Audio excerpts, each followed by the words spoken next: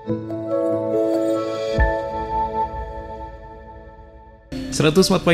Mitra FM All Day All Hits Mitra Lovers, seperti yang sudah disampaikan tadi ya. Di jam 4:30 ini kita ada segmen khusus Beranda Islami, yang mana setiap hari Kamis kita kedatangan tamu spesial ya. Yang sore hari ini sudah hadir ada Dr. Muskinul Fuad MAG. Beliau ini adalah Dekan Fakultas Dakwah UIN Saisu Purwokerto. Langsung saya sapa aja. Selamat sore, Assalamualaikum Pak Ustadz. Waalaikumsalam warahmatullahi wabarakatuh. Selalu sehat mudah-mudahan ya Pak ya. Alhamdulillah Mas Sandi. Oke. Tapi tadi di jalan sempat ada di beberapa tempat gerimis atau gimana Pak? Aman? Sudah terang kelihatannya, tapi mau hujan lagi kayaknya. Iya. Oke, dan tema kita untuk sore hari ini juga bikin saya penasaran, maksudnya apaan, ini arahnya kemana? Orang yang dipakai Allah. Ya. Oke, mungkin sebagai opening silakan dulu Pak. Baik Mas Sandi, mitra sekalian, bismillahirrahmanirrahim. Jadi tema ini sebenarnya ingin memberi pesan bahwa dalam hidup kita ini jangan sampai kita hanya memikirkan urusan pribadi, urusan keluarga, urusan kelompok gitu ya. Senang-senang kerja, cari duit, selesai. Saya hanya ingin mengajak kita semua bahwa kita sebagai Muslim, sebagai bagian dari umat Islam yang besar ini, itu harus terlibat dalam kegiatan yang intinya ikut menegakkan nilai-nilai Islam di muka bumi ini. Jadi kita harus terlibat agar Islam ini bisa tersebar, bisa syiarnya atau nilai-nilainya bisa dipahami banyak orang, dan banyak orang kemudian merasakan indahnya Islam. Kita harus terlibat itu, intinya seperti itu. Nah, kita mulai dari sebuah hadis yang diriwayatkan oleh Imam Tirmizi. Bismillahirrahmanirrahim. Idza aradallahu bi'abdin khairan ista'malahu faqila yasta'miluhu Allah ya Rasulullah, maksud saya faqila yasta'miluhu ya Rasulullah qal yuwaffiquhu li'amalin sholih qabla al-maut.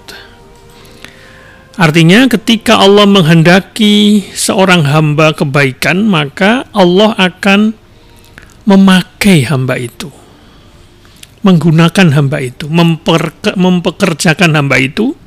Kemudian Rasulullah ditanya, bagaimana Allah memakai hamba tersebut, mempekerjakan hamba tersebut. Qal, Rasulullah bersabda atau menjawab, yuwaffiquhu, Allah akan memberikan petunjuk ke orang tersebut, ke hamba tersebut, mempermudahnya, menolongnya, li'amalin soleh, kepada perbuatan baik sebelum mati. Artinya gini Mas Sandi sebenarnya, bahwa kalau kita kemudian punya bagian dari hidup kita ini untuk memikirkan orang lain, memikirkan untuk kebaikan bersama, untuk memikirkan hal-hal yang bermanfaat bagi masyarakat ya, itu artinya kita itu sedang dipakai oleh Allah. Jadi kalau kita terlibat misalnya dalam kegiatan untuk jamaah tertentu, misalnya kita menjadi panitia. Misalnya besok nih Idul Adha Mas Sandi, ada yang terlibat sebagai panitia, dia kemudian menjadi semacam fasilitator untuk bagaimana umat biar menjalankan ibadah kurban dengan semakin bagus ya, distribusinya bagus. Dia terlibat untuk mengumpulkan para mustahik atau penerima daging kurban, kemudian mendatanya, kemudian dia terlibat untuk mensyiarkan bagaimana membuka pendaftaran untuk para pekurban ya, orang-orang jamaah yang mau berkurban, sehingga kemudian ibadah kurbannya itu semakin berkualitas ya, diberikan kepada mereka yang berhak, semakin tertib gitu ya, sehingga kemudian orang yang mau kurban itu terbantu dengan kehadiran panitia yang profesional, yang amanah, kira-kira seperti itu. Nah, itu berarti orang yang terlibat dalam kegiatan amal sosial atau ibadah tertentu yang kemudian memang bermanfaat buat banyak orang, itu dia sedang dipakai oleh Allah. Okay. Jadi secara pribadi ya kita juga harus memikirkan bagaimana kita ini semakin terlibat dalam kebaikan. Intinya seperti itu. Jadi jangan sampai umur kita ini lebih banyak digunakan untuk urusan-urusan pribadi dan apalagi untuk kejelekan. Yeah. Kira-kira gitu Mas Andi. Jadi jangan sampai kemudian kita tidak punya dari 24 jam ini yang mikirin umat atau mikirin orang lain atau mikirin umat orang kebanyakan. Dalam hal kebaikan tentu saja ya. Entah itu terserah, misalnya mau jadi semacam inisiator sebuah gerakan amal misalnya, atau panitia sebuah kegiatan ibadah umat Islam, entah itu Jumatan, sholat Id, ibadah kurban, kemudian bagaimana terlibat dalam sebuah kepanitiaan yang menyalurkan berbagai sumbangan misalnya. Acara-acara pengajian juga. Iya, jadi biasanya kita suka ada ininya ya Pak, yang bagi-bagi nasi, bagi-bagi snack. Ya, baik kita istilahnya sebagai panitia maupun sebagai seorang donatur misalnya. Maka itu ibaratnya kita sedang dipakai oleh Allah, Mas, untuk menyalurkan manfaat kepada mereka-mereka yang membutuhkan. Entah itu dari harta kita langsung maupun dari tenaga kita atau dari ilmu kita. Nah, itulah ciri bahwa kita ini sedang dipakai oleh Allah. Jangan sampai kita menjadi orang yang hanya 24 jam ini hanya untuk urusan, kalau bahasa kita dunia terus. Itu artinya katanya 24 jam aja merasa masih kurang. Nah, katanya urusannya hanya perut saja, jalan-jalan, apalagi Mas. Ya pokoknya hanya urusan pribadi saja, tidak terlibat dalam sebuah proyek kebaikan, proyek sosial atau apapun, entah itu dakwah atau hal-hal yang menyentuh kepentingan umat Islam ya, dari mulai sembako dan sebagainya. Nah, itu maksudnya Mas. Jadi saya ingin kita semua mitra sekalian menjadi pribadi, menjadi hamba Allah yang terlibat untuk juga membantu tegaknya ajaran agama ini di muka bumi ini. Itu. Dan yang kedua, sebuah ayat yang menarik menurut saya untuk kita renungkan, yaitu di surat Muhammad ayat 7. A'udzubillahi minasyaitonirrajim. Ya ayyuhalladzina amanu in tansurullaha yansurkum wa yutsabbit aqdamakum. Hei orang-orang yang beriman, jika kalian menolong Allah, maka Allah akan menolong kalian dan Allah akan memantapkan langkah-langkah kalian. Jadi ini menarik Mas, kok bisa ya ada istilah menolong Allah ya. Kalau tadi istilahnya kita dipakai Allah untuk terlibat dalam sebuah kegiatan amal soleh, kegiatan sosial dan sebagainya. Maka di ayat ini kita membaca ada istilah atau ungkapan menolong Allah atau membantu Allah. Mungkin kita kemudian bertanya, emang Allah butuh bantuan kita? Kira-kira begitu. Bukannya Allah yang menolong kita, tapi ternyata di Quran itu kita juga disuruh menolong Allah. Itu apa maksudnya? Ini kelihatannya ganjil kan di telinga kita ini, atau kebanyakan orang. Nah, artinya bagaimana mungkin kita ini manusia bisa menolong Allah, padahal Allah itu kan bisa melakukan segalanya, maha kuasa. Bahkan dalam doa-doa kita kan kita malah minta pertolongan kepada Allah, ya kan? Ini kenapa jadi kok jadi Allah harus nolongin gitu ya? Menyuruh kita membantu Allah. Ini menarik ini. Yeah. Nah, ternyata ya itu tadi, ternyata ada dalam Al-Qur'an ini yang dari kita baca itu surat Muhammad ayat 7 itu. Nah, jadi penjelasannya kira-kira demikian Mas. Jadi kita ini diharapkan menolong Allah tentu saja dengan balasan bahwa Allah akan menolong kita dan akan menguatkan posisi kita, memudahkan langkah-langkah kita. Nah, tentu saja pertanyaannya kemudian adalah apa dan bagaimana yang dimaksud dengan menolong Allah. Nah, kira-kira begitu. Siap. Nah, dalam konteks ayat ini, maka yang dimaksud dengan menolong Allah itu ialah kalau kita menjadi orang yang berusaha penuh kesungguhan untuk melaksanakan ajaran agama Allah ini sebagai bagian dari iman atau percaya kita terhadap agama itu. Jadi intinya yang dimaksudkan Allah akan menolong kita itu ialah Dia akan membuat usaha kita menjalankan perintah agama ini itu mudah dan lancar. Kira-kira begitu. Jadi kebaikan yang kita bikin itu menjadi nyata dalam kehidupan kita itu. Nah, sehingga kemudian kita itu menjadi percaya diri dalam menjalankan sebuah kegiatan yang baik gitu ya, teguh ya. Nah, insya Allah juga Allah akan memperkuat pilihan kita ini. Nah, itulah yang dimaksud dengan menolong Allah. Ya, termasuk kita ini kan sudah ngaku berislam ya, sudah ngaku beriman, sudah menerima agama Allah. Ya tentu saja harus dibuktikan bagaimana agama Allah ini bisa dilaksanakan ya dalam kehidupan keseharian. Nah, sebaliknya tentu saja ada orang yang tidak mau, ya sudah nggak beriman, kemudian apalagi menolong Allah ya, dia cenderung melawan atau merintangi orang-orang yang mau menjalankan agamanya dengan baik. Jadi seolah-olah dia itu kayaknya selalu menentang. Kalau ada orang mau berbuat baik ya, apalagi dia kelihatannya tulus ya, bukan karena demi konten. Itu dia kayak dikomporin ya, Pak? Menghalang-halangi gitulah, kayak bikin move ya, provokasi supaya kegiatan baik itu tidak terjadi. Nah, apakah ada orang begitu? Ternyata ada. Sama di surat Muhammad juga, ayat berikutnya 8 sampai 9. A'udzubillahi minasyaitonirrajim. Walladzina kafaru fata'sal lahum wa adalla a'malahum dzalika biannahum karihu ma anzalallahu fa ahbata a'malahum. Adapun sebaliknya mereka yang menolak, yang ingkar, yang kafir, maka celakalah bagi mereka dan Allah akan menyesatkan amal perbuatan mereka.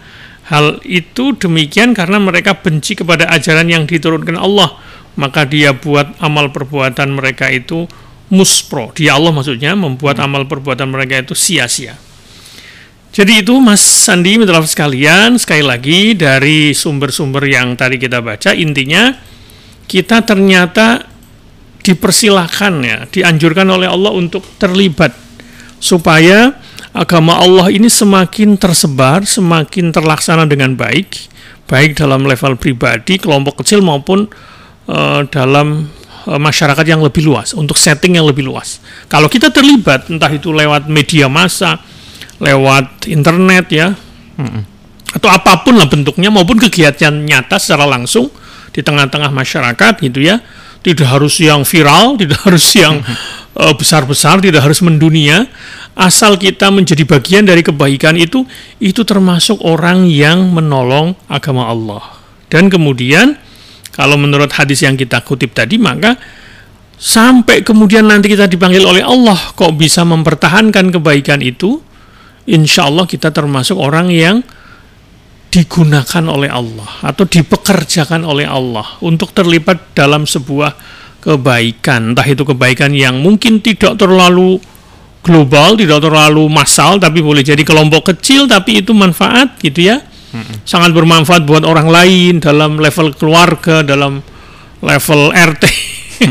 Misalnya kita menjadi orang yang bisa menginisiasi sebuah kebersamaan dalam sebuah jamaah di masjid, di musola, apapun itu kegiatannya, maka kita termasuk orang yang kategori ini Mas, dipakai oleh Allah. Dan itu kita insya Allah akan dipermudah ya, langkah-langkah kita. Jadi sekali lagi mitra sekalian, mari gunakan waktu yang ada dalam diri kita, jangan hanya untuk urusan-urusan cari nafkah, ekonomi, keluarga saja. Tapi juga untuk proyek-proyek sosial. Keagamaan tentu saja, bukan proyek sosial untuk pencitraan, bukan untuk politik, bukan untuk konten.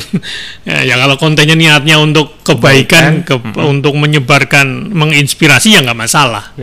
Ya, kira-kira begitu Mas Andi, pengantar dari saya. Oke, baik Mitra Lovers, jangan lupa nanti yang mau sharing juga silakan ya, bisa gabung di 081326151049. Nanti kita akan kembali setelah jeda komersial break berikut ini, tetap di Beranda Islami. Commercial break.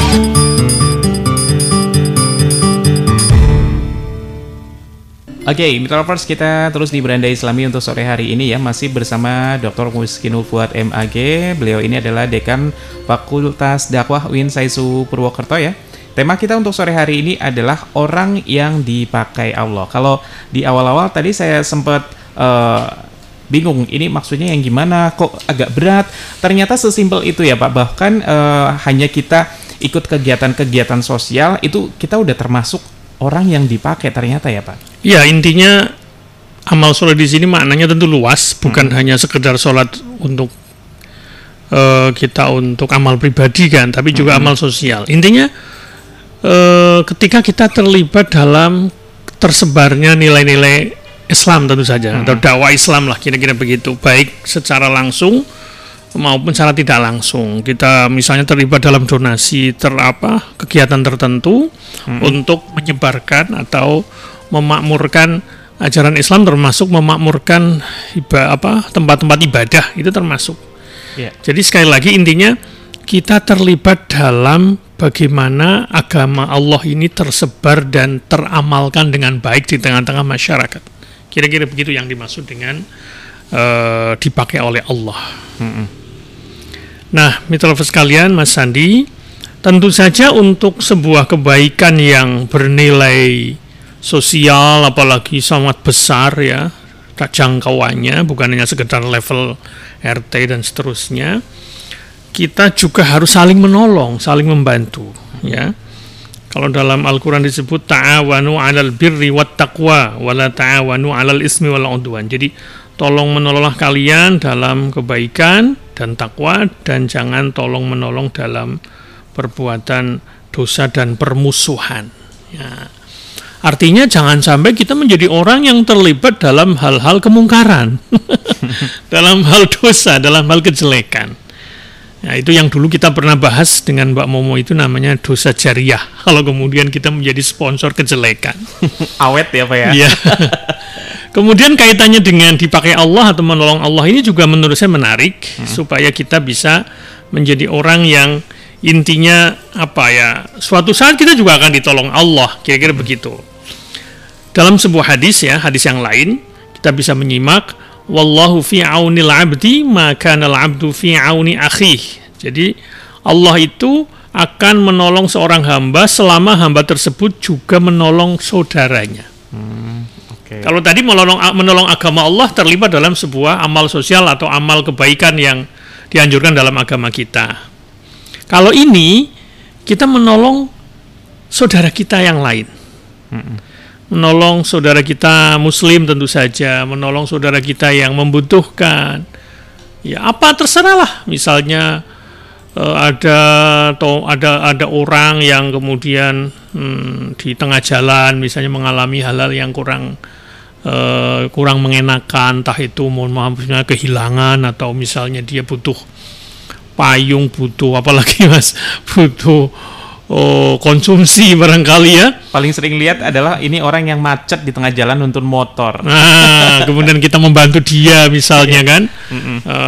Pokoknya semua hal yang terkait menolong orang lain itu insya Allah kita juga akan ditolong oleh Allah. Begitu kira-kira. Jadi sekali lagi mitra sekalian, Mas Sandi, kita sebagai makhluk sosial tentu saja jangan sampai kita menjadi orang yang asosial, yang egois, yang mementingkan diri sendiri, tidak peduli kiri kanan, mau ada RT-an, ada apa, nggak peduli pokoknya, ada iuran, ada apa, pokoknya nggak peduli. Ya. Kita nggak pernah hadir di tengah-tengah masyarakat, nggak pernah duitnya juga nggak keluar misalnya. Tenaga juga tidak, waduh repot itu. Itu kira-kira orang tersebut tuh kira-kira apanya yang mau diandalkan? Takutnya yang kayak gini dititeni ya Pak, ketika dia butuh sesuatu orang-orang jadi pada nggak datang. Ya boleh jadi ya. Intinya kalau dalam masyarakat itu ada hukum take and give lah ya. Saling membutuhkan. Saling membutuhkan. Kadang kita dibantu, kadang kita membantu. Kadang kita diberi, kadang kita memberi ya. Tapi tentu saja jangan sampai kita minta senangnya diberi terus. Kita juga harus memberi. Nah, kira-kira begitu. Jadi mitra sekalian, sesungguhnya tema ini ingin menegaskan kepada kita bahwa hidup kita ini harus bermanfaat buat orang lain. Kata Nabi, khairun nas anfa'uhum linnas. Jadi sebaik-baik manusia itu yang paling banyak manfaatnya buat orang lain. Nah, ini harus kita jadikan visi dalam kehidupan kita. Jadi semakin banyak kita terlibat dalam kegiatan yang bermanfaat buat banyak orang, itu kita akan punya investasi amal. Selama itu niatnya tulus ya, bukan untuk hal-hal yang bersifat pamrih ekonomis ya, tapi lebih ke mengharap ridho Allah, mengharap pahala dari Allah, dan itu dimanfaatkan banyak orang, insya Allah itu menjadi kebaikan yang mengalir terus, bagaimana yang pernah kita bahas ya, sedekatin jariyah. Nah ini menurut saya barangkali harus menjadi semacam apa ya, target kita masing-masing. Oke, dalam hidup ini kita punya 24 jam, tentu saja ada urusan pribadi. Kita mungkin juga otomatis ibadah secara pribadi, kita sholat, kita puasa dan seterusnya, itu amal pribadi yang sifatnya fardu ain.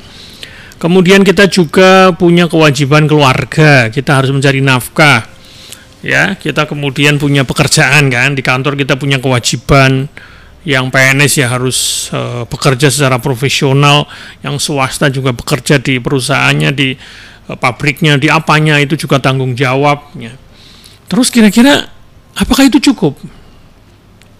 Tidak, Mas. Kita harus punya waktu, meskipun tidak harus setiap hari ya, sesuai dengan kemampuan dan waktu yang kita miliki. Kita harus terlibat dalam sebuah kebaikan. Dalam level apapun, Mas, tidak harus yang besar-besar, tidak harus yang luas-luas. Mungkin ya setingkat RT, komunitas, apa. Tapi intinya itu adalah sebuah kebaikan bersama. Kepentingan bersama, entah itu misalnya jadi ketua takmir masjid, jadi ketua RT, jadi apalah gitu ya. Selama kita niati tulus ya untuk ibadah, itu adalah pahalanya luar biasa, Mas. Ya bahkan mungkin lebih banyak pahalanya daripada kita sholat sendiri saja kan. Karena itu sebuah amal untuk ngurusi banyak orang. Nah, jangan disepelekan itu, Mas. Kalau kita menjadi sebuah bahasa kita mungkin pengurus ya, yang entah itu bendahara, entah itu apa gitu ya. Loh, itu kan kepentingan bersama kan. Jadi kita harus terlibat untuk kepentingan bersama ya, mungkin secara internal ya kepentingan umat Islam, tapi sebenarnya kan kalau di sebuah komplek perumahan kan mungkin agamanya banyak ya nggak masalah ya, untuk kepentingan bersama itu bagian dari ibadah sosial kita. Insya Allah itu adalah langkah terbaik supaya kita menjadi orang yang dipakai oleh Allah dalam kebaikan tentu saja ya, dan kemudian kita termasuk orang yang menolong agama Allah dalam hal bagaimana kita menjalankan sebuah tugas, yang tugas itu kemudian terkait dengan bagaimana ajaran Allah itu dipraktekkan atau tersebar, kebaikan yang datang dari agama kita itu terasa dalam masyarakat. Nah, misalnya besok nih sebentar lagi mau ada peristiwa ibadah kurban, ya kan? Itu kan butuh panitia, butuh orang yang mau meluangkan waktunya, bahkan tenaganya, dari mulai Mas, mencuci dagingnya, ya kan, menyediakan tempat sholat, kemudian ada yang terlibat mendata mereka-mereka yang berhak, kemudian menyalurkan dan seterusnya. Ada yang menggelar karpet. Pokoknya sekecil apapun kita jangan sampai nggak punya saham, gitu-gitu begitu, Mas. Jadi marilah, ya, Pak. Jangan kemudian aku nggak usah ngapa-ngapain, ya jangan. Atau udah banyak orang ini gitu. Nah nggak boleh, nggak boleh begitu tuh. Apa yang kira-kira kita punya? Punyanya tenaga ya dari tenaga, punyanya ilmu ya ilmu, punyanya duit ya duit, gitu loh. Jangan tenaga enggak, duit tidak, ilmu tidak. Terus apa coba yang kita bisa hadirkan? Jadi jangan sampai kita menjadi orang yang tidak diperhitungkan, Mas. Kalau dalam bahasa Banyumas itu bawang kontong, Mas. Tahu bawang kontong? Oh iya, tahu.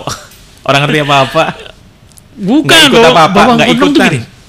Bawang kontong itu tidak dianggap. Ya misalnya kita dulu waktu ke situ ada istilah bawang kontong ya, belum umur ikut sekolah. Kan itu nggak dianggap kan? Oh iya. Ya kan ikut-ikutan ya. Ya mirip lah mungkin yang melu-melu tok ya, Pak. Melu-melu gitu. Tapi tidak diperhitungkan. Jadi jangan sampai kita menjadi pribadi di tengah masyarakat kita, di level komunitas kita, di lingkungan kita, itu kehadirannya seperti nggak hadir. Ada tapi nggak dianggap, itu sakit loh. Wujud nggak ada, ada tapi dianggap nggak ada. Misalnya di sebuah lembaga kita nggak punya kontribusi sama sekali. Jadi hadirnya itu tidak mengganjilkan, tidak menggenapkan. dihitung nol. Miskin atau nol kontribusi, jangan sampai seperti itu. Ya tentu tidak harus yang semuanya harus jadi pemimpin, semuanya harus yang kontribusinya gede, tidak.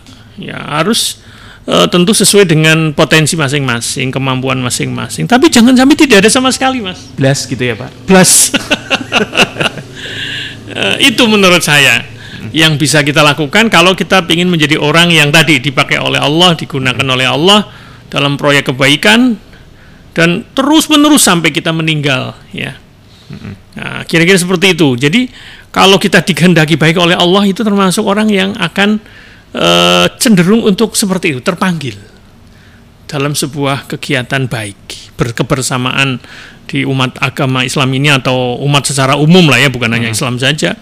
Kita menjadi orang yang punya kontribusi. Itulah yang dimaksud dengan tadi, bagaimana kita menolong agama Allah dan sekaligus kita juga menjadi hamba yang dipakai oleh Allah. Jangan sampai kita ini menjadi orang yang kehadirannya tidak diperhitungkan. Tentu saja itu harus dilandasi dengan semangat keikhlasan, ketulusan, bukan karena pamrih yang duniawi atau yang lain-lain lah, tapi harus pertama hanya untuk mencari ridho Allah. Ya, mungkin barangkali ada yang dibayar, ada yang tidak dibayar. Misalnya nih, ada orang dia punya kemampuan tukang. Masjid ini butuh renovasi kan? Yeah. Ya boleh jadi dia memang profesinya tukang ya, dia tapi dia bekerja untuk masjid itu. Boleh jadi dia dibayar meskipun mungkin tidak penuh ya, atau dibayar penuh selama dia betul-betul menjalankan tugasnya menjadi tukang di masjid itu dengan baik ya, dengan serius, dengan profesional, itu termasuk kontribusi dia meskipun dibayar ya. Nah, jadi atau tidak dibayar, tapi ketika tidak dibayar dia juga berbuat atau melakukan tugasnya itu dengan baik. Nggak setengah hati gitu. Jadi mentang-mentang dibayar ya. Keikhlasan itu jangan kemudian kalau karena nggak dibayar kemudian kita seenaknya. Itu namanya belum ikhlas. Tapi tentu saja ini butuh waktu, butuh proses untuk supaya kita ikhlas. Demikian Mas Andi, nanti kita lanjutkan kembali. Oke, baik Mitra Lovers, nanti kita akan lanjut lagi ngobrol-ngobrolnya ya di Beranda Islami untuk sore hari ini. Jangan lupa yang mau gabung, barangkali ada yang ingin ditanyakan, boleh di 081326151049 dan nanti kita akan kembali setelah jeda beberapa tembang yang satu ini ya. Stay tune aja terus di 104.9 Mitra FM All Day All Hits. Mitra Lovers, kita masih terus di Beranda Islami sore hari ini ya, masih bersama Ustadz Fuad dan tema kita untuk sore hari ini masih orang yang dipakai Allah. Mungkin kalau sepintas ini kesannya kayak berat amat ya, tapi sebenarnya hanya dengan kita berkontribusi di kegiatan-kegiatan yang bermanfaat, kegiatan-kegiatan positif, itu juga termasuknya kita adalah salah satu orang yang dipakai oleh Allah gitu ya Pak ya. Iya. Jangan sampai kita jadi orang yang tadi nggak dianggap, bawang kontong segala macem, nggak ada investasi apapun. Nah, kemudian ini kerugian atau akibat yang fatal banget yang sampai kita jadi orang yang ternyata tidak terpakai sama sekali. Gimana Pak? Iya, tentu saja itu linier ya dengan usaha kita, dengan doa kita, bagaimana supaya kita menjadi orang yang bermanfaat. Makanya salah satu doa yang diajarkan oleh Nabi, dibaca untuk doa keluarga kita itu, Rabbana hablana min azwajina wa dzurriyyatina qurrata a'yun waj'alna lil muttaqina imama. Ya Tuhan kami, berikanlah kami, pasangan kami, anak-anak kami penyejuk hati, jadikan mereka sebagai penyejuk hati dan menjadi imam bagi orang-orang yang bertakwa. Artinya kita menjadi pelopor ya di depan ya. Artinya kita ini kadang-kadang di tengah-tengah masyarakat itu kan suka, ya tentu ini bukan dalam arti niteni orang lain ya. Tapi ini pelajaran buat kita. Kadang ada orang yang kayaknya nggak mau terlibat sama sekali. Antisosial banget. Antisosial banget. Dia itu kayak nggak mau ketemu orang, nggak mau terlibat ya. Diamanati jadi apa, dia selalu menolak ya. Pokoknya nggak mau jadi apapun. Alasannya introvert. Nah, sebaiknya tidak begitu. Jadi ya introvert itu kan bisa diatasi lah ya. Ya minimal kalaupun introvert ya mungkin kita tidak tampil secara langsung, tapi di belakang bisa menjadi pendukung ya. Di belakang layar ya, iya, menjadi support. Itu juga mungkin lebih ikhlas kali ya, karena nggak kelihatan, tapi terasa seperti garam, Mas. Iya. Jadi politik itu politik garam. Iya. Jangan politik gincu. Kelihatannya ada merah doang ya, Pak. nggak ada rasanya. Jadi garam itu artinya tidak kelihatan tapi terasa. Nah, itulah yang bisa kita lakukan dalam lingkungan kita supaya kemudian kita menjadi pribadi yang diperhitungkan. Nah, kemudian Mas Sandi Mutawaf sekalian, kita mencoba mengembangkan mengapa kok ada istilah menolong Allah ya. Dalam Al-Qur'an tadi ini kita coba pahami ya. Jadi secara sederhana itu begini. Pertama, Allah itu kan menurunkan ajaran agama kepada kita umat manusia kan. Itu untuk siapa? Untuk kita. Untuk kita, kebahagiaan kita. Itu yang pertama. Yang kedua, otomatis Allah inginkan ajaran itu dilaksanakan. Jadi masa Allah menurunkan ajaran agama kemudian Allah nggak ingin agamanya dilaksanakan. Buat pajangan doang ya? Nah, nggak mungkin toh. Allah ingin ajaran itu dilaksanakan buat kita kan. Nah, yang ketiga, itu pada akhirnya kan juga terserah kita. Terserah manusia. Kita mau nerima atau tidak. Ya. Bahkan agama Islam ini, kita ini mau meyakini atau tidak terserah kita. Itu sebagaimana diisyaratkan dalam surat Al-Kahfi ayat 29, A'udzubillahi minasyaitonirrajim. Wa qulil haqqu mir rabbikum faman syaa'a falyu'min wa man syaa'a falyakfur. Jadi katakanlah kebenaran itu dari Tuhan kalian, barang siapa mau beriman ya silahkan, mau tidak beriman ya silahkan, mau sholat ya karepmu, ora sholat ya karepmu. Kira-kira begitu, Mas. Jadi kita mau pilih yang mana? Nah, kita menerima atau tidak yang pertama. Yang kedua, kalau sudah menerima, kita pingin nggak terlibat supaya ajaran agama Allah ini bisa dilaksanakan di tengah-tengah masyarakat, terutama di kehidupan sosial. Jadi kita nggak mungkin apa istilahnya hanya berharap Allah akan turun langsung melaksanakan ajarannya untuk manusia, kan itu tidak. Kita lah manusia yang harus berusaha sendiri gitu ya.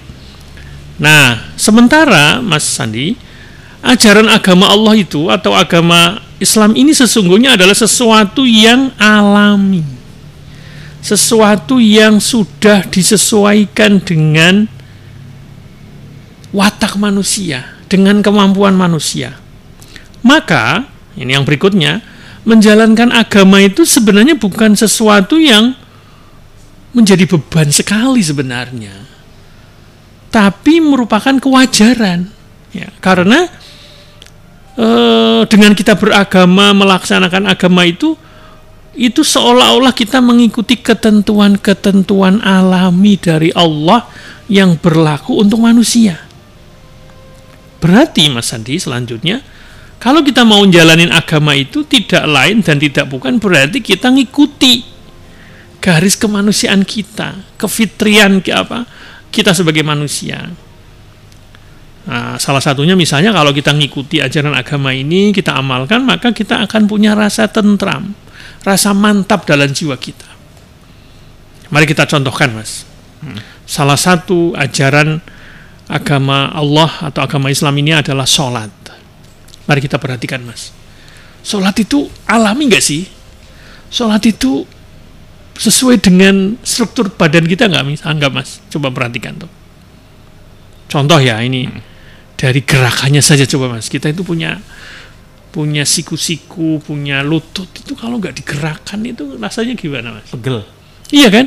Coba kalau kita ruku, kita sujud itu seolah-olah ruas-ruas kaki dan tangan kita itu kan kayak digerakkan. Ada gerakan jadinya ya, Pak? Iya kan? Secara gerakannya itu kan alami banget tuh. Maka kemudian ada sebuah ungkapan, Mas, dari seorang tokoh Muslim AS, ya, tokoh Muslim kulit hitam ini. Namanya Malcolm X, ya. Jadi dia itu tadinya nggak Muslim, tapi kemudian dia menjadi seorang Muslim, kemudian memeluk agama Islam maksudnya, yang dia yakini. Terus dia melakukan sholat pertama kali, Mas. Nah, apa keunikannya? Kira-kira begini kurang lebih. sungguh aneh, aku rasakan kesulitan luar biasa menekuk lututku, padahal menekuk lutut itu adalah bagian dari anatomi tubuh kita, ya kan? Ketika kita ruku, sujud itu kan lutut kita dilipat kan? Iya. Itu kan anatomi banget kan? Seperti kita senam ya tapi sholat itu nggak boleh niat senam.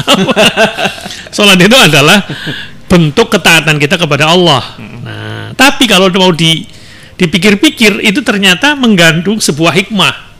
Hikmahnya adalah sholat itu sedemikian rupa sudah dipersiapkan oleh Allah sesuai dengan struktur tubuh kita, Mas.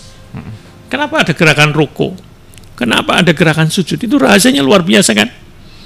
Nah, dari segi gerakan saja, Mas. Belum dari segi yang lain-lain. Dari misalnya wudhu. Kenapa kok wudhu? Itu luar biasa kan? Nah, besok misalnya, kenapa udah ada korban, Mas?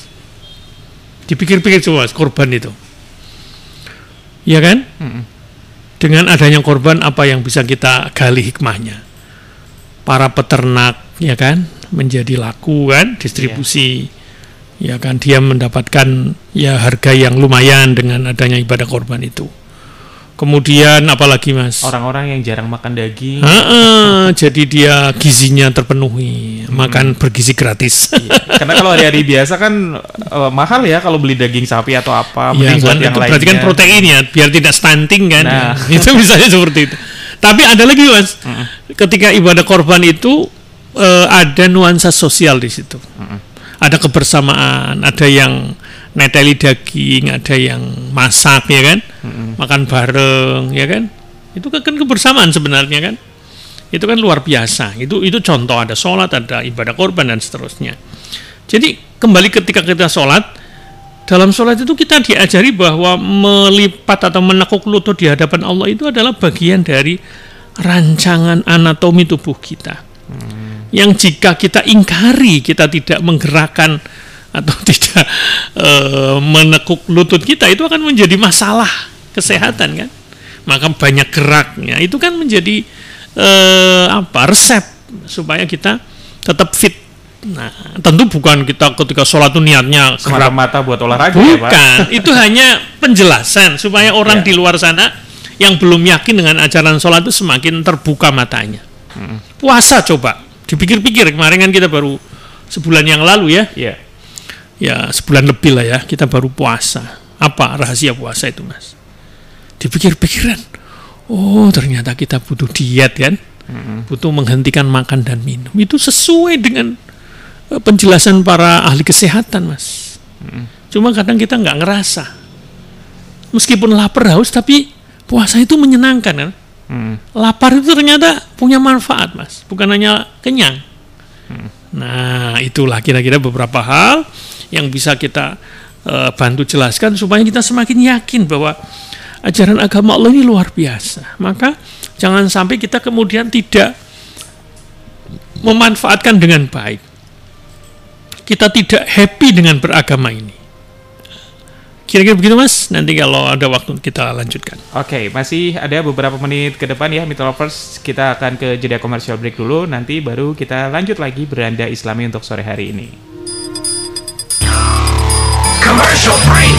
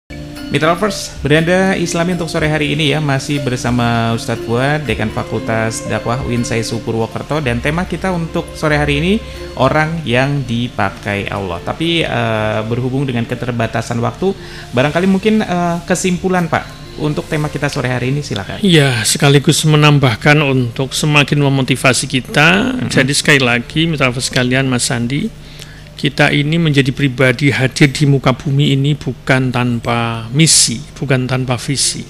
Kita punya visi besar bagaimana kita hadir di muka bumi ini menjadi orang, menjadi manusia yang bermanfaat ya, baik untuk diri, keluarga maupun umat kebanyakan. Nah, dari situlah kemudian insya Allah kita menjadi orang yang dipilih oleh Allah untuk menjadi pekerjanya supaya agama Islam ini semakin tersiar di muka bumi ini, semakin diterapkan, kebaikan semakin mewarnai dalam kehidupan kita. Tetapi jangan juga karena kita, mohon maaf ya, kalau misalnya kita menjadi orang yang berbuat sesuatu kejelekan, misalnya kita belum sempurna menjadi muslim, itu menjadi alasan buat kita untuk tidak terlibat. Lah aku sih wong ora bener. Artinya kalaupun ada mereka yang barangkali sholatnya belum penuh, tapi itu tidak menjadi halangan bagi dia untuk terlibat dalam kebaikan yang lain atau untuk kepentingan masyarakat. Mungkin ada insekuritas Pak, kayaknya yang tergabung kok kayaknya orang-orang yang sering ke masjid, artinya orang-orang yang ini, gitu. Artinya kalaupun kita menjadi muslim yang mungkin banyak dosanya, itu kita juga tetap bisa dipersilakan oleh Allah untuk bisa ikut andil dalam sebuah kebaikan, dalam sebuah bahasa kita, program sosial yang bermanfaat buat banyak orang, mungkin tenaga kita dan seterusnya. Artinya insya Allah dengan seperti itu kita akan menjadi termotivasi untuk supaya lebih sempurna lah ya, kira-kira begitu. Nah, ini yang menurut saya menjadi pilihan terbaik. Jadi jangan karena kita belum sempurna menjadi muslim,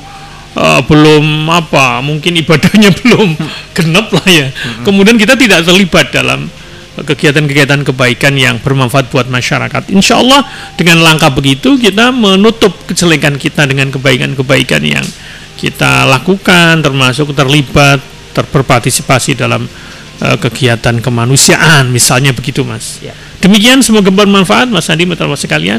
Assalamualaikum warahmatullahi wabarakatuh. Baik, terima kasih Mitra Lovers. Itu tadi ngobrol-ngobrol kita di Beranda Islami untuk sore hari ini dengan tema orang yang dipakai Allah ya. Ternyata nggak seberat yang dibayangkan.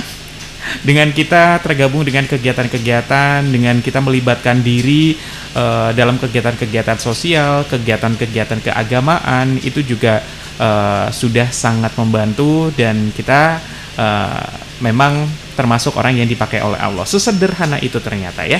Baik Mitra Lovers, sudah hampir jam 5:30 ya, saatnya saya pamit. Nanti habis ini kita lanjut lagi Mitra Mix bagian saya. Mitra Lovers jangan kemana-mana, pokoknya stay tune aja terus di 104.9 Mitra FM All Day All Hits.